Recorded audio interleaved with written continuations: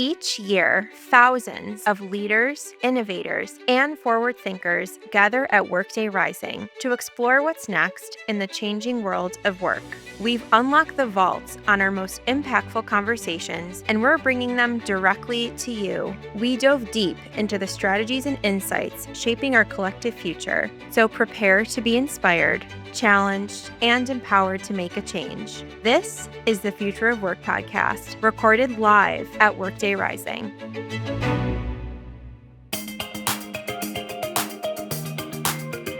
Welcome back to Workday Rising, live from San Francisco.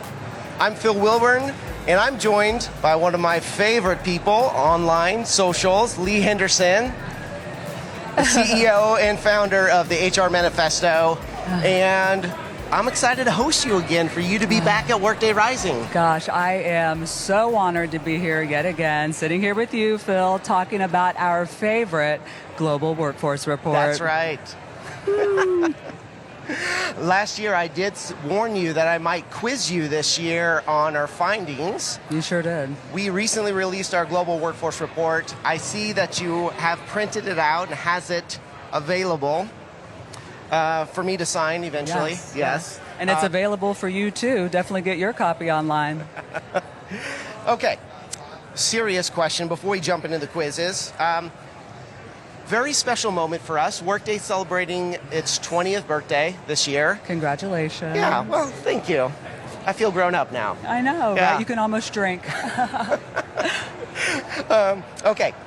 Looking back in your 20s, what's one trend from your 20s that you would hope would never, ever come back? Oh, gosh. Well, from a work perspective, that grueling 80-hour work week, or was that just me in my toxic workplaces? It could have been. From a social perspective, a life perspective, do you remember that MySpace top 8? Fighting with your friends? Oh, of course you don't remember. I know you all remember. Every day you're reshuffling. Oh, my gosh. Oh, the drama. Let's not bring that into the workplace. But what about you? Maybe mine was a little simpler. Oh, okay. I had the chain that went from your belt buckle to your Velcro wallet. And that chain was very essential because it protected my Blockbuster card from being stolen. Gosh, may it rest in peace. I love Blockbuster. You remember fighting with people, like over movies in there? Do you remember? Yeah, just knocking Be people kind, over. Rewind. Okay, so you've spent 20 years in HR as an HR professional. Yes. You have this massive following online. You're hearing about all of the work trends that are happening constantly.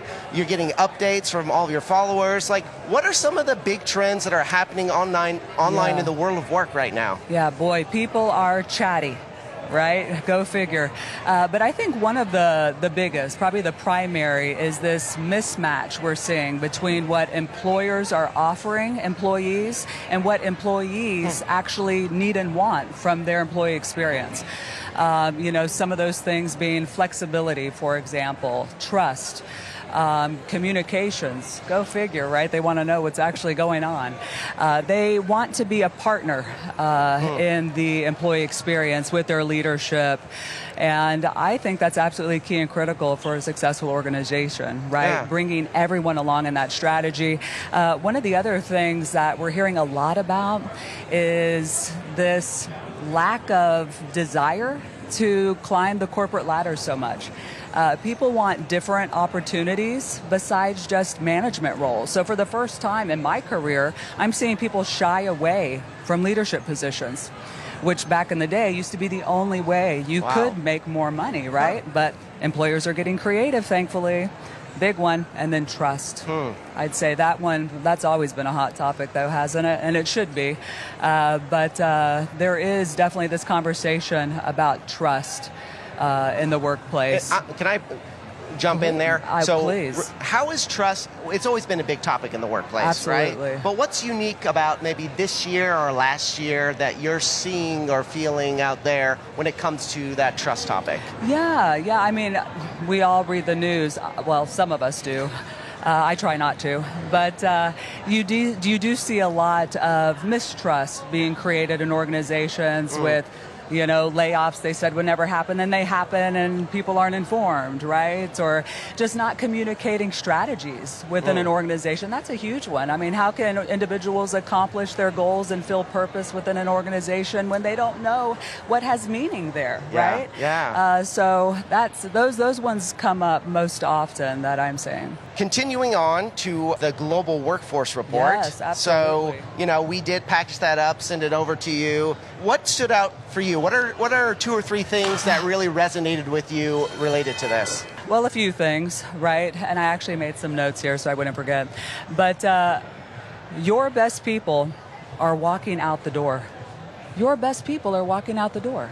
That is the absolute last thing we want, is to see those high performers go elsewhere because we can't keep them internally. Yeah. So that one really, really stood out for me.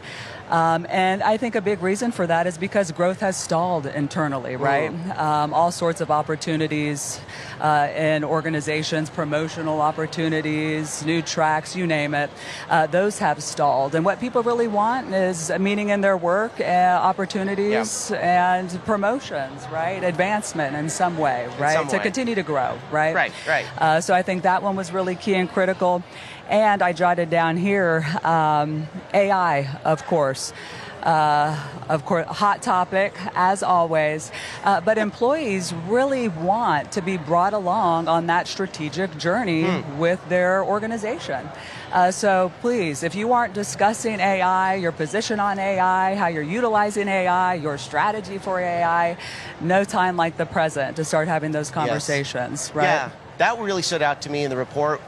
When we looked at our aggregate data about employee comments on all the engagement drivers inside an organization, and most employees saying AI, and especially negative comments towards the company's strategy, that was really surprising because they do want to be part of the journey, they do. Right? But organizations are not clearly saying how AI is going to play a role in there and bring their people along. And the big thing that I get excited about or get passionate about is that HR is often not at the table when it comes to making those decisions, right? Well, that may have been surprising for you, when it comes to AI, but here's just, the facts, right? Human beings, people be people, and in the absence of information, people will fill in the most negative narrative. So if you aren't discussing AI, your position on AI, the importance of AI, your strategy of AI, your employees are going to assume that they're going to be replaced by it because that's what the news is saying, when that's absolutely not the case whatsoever. It's not true at all. What we found internally is that at Workday, those employees who use AI the most see more advancement in their career. And they see that they're more aligned to the strategy. And so we actually see AI helping career growth instead of fighting against it. Absolutely, because AI, gosh, that's going to help us be more productive in our roles and not replace it. Yes. So. As we celebrate 20 years of Workday, we are excited to look ahead for the next 20 years, right? Yes, cheers to that. Yes, I'm very excited for that. If we could peek into the future, what do you think work will look like 20 years from now? What do you think? Well, I certainly hope that we continue moving to a more people-focused, human-centric workplace. I really, really do. Of course, with what I talk about online, wellness and wellness at work especially, that's key and critical. People do not stop being people just because they cross your company property. Right. On the contrary.